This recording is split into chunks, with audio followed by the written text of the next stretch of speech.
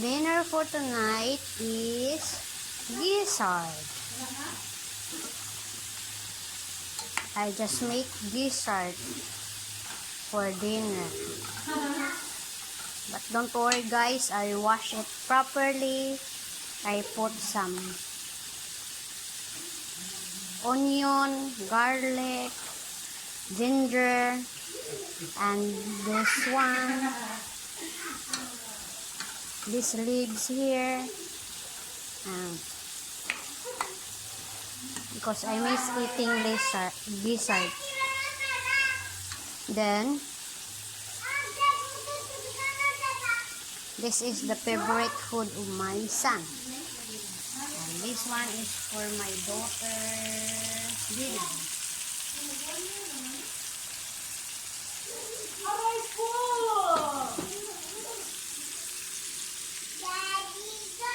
Then we have fried rice because Anne is cooking a lot of rice yesterday for school and for saving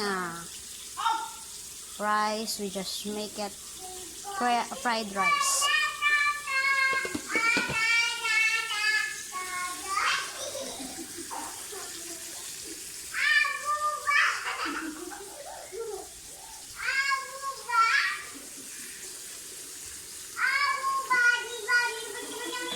While they're waiting, they are playing.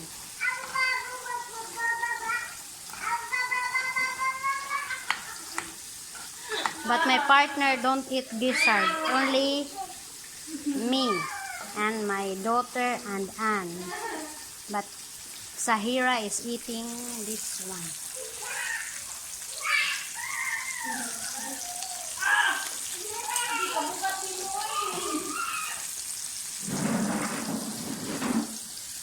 Something smell good. It smells good.